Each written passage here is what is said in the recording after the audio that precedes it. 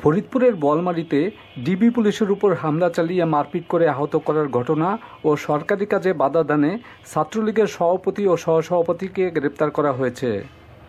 বোয়ালমারী উপজেলা ছাত্রলীগের সভাপতি সৈয়দ মুর্তুজা তমাল ও সহসভাপতি মোহাম্মদ আরিফুল ইসলাম রনি নামে মামলা হয়েছে। সোমবার মামলাটি দায়ের করেন ডিবি পুলিশের উপপরিদর্শক মোহাম্মদ হান্নান মিয়া। স্থানীয় সূত্র ও পুলিশ জানায়, বোয়ালমারী স্টেশন রোডে প্রচুর যানজটের সৃষ্টি হয়। রবিবার সন্ধ্যা 6:30টার দিকে সেখান দিয়ে ডিবি পুলিশের একটি গাড়ি যাচ্ছিল। ডিবি পুলিশের গাড়ির পিছনে বোয়ালমারী উপজেলা ছাত্রলীগের 2 নেতা মোটরসাইকেলে ছিলেন। যানজটের কারণে ডিবি পুলিশের গাড়িটি সামনের দিকে যেতে পারছিল না। পেছন থেকে ছাত্রলীগের নেতাদের বহনকৃত মোটরসাইকেল থেকে বারবার হর্ন দেওয়া হচ্ছিল। এ সময় ডিবি পুলিশের গাড়ি থেকে এক সদস্য নেমে তাদের বারবার হর্ন দেওয়ার কারণ জিজ্ঞেস করে।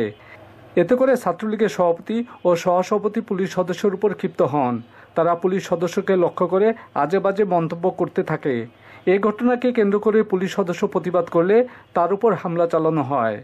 ছাত্রলীগের 2 নেতা পুলিশ সদস্য মির্জা গোলাম গাউসকে বেদমভাবে মারপিট করে আহত করে।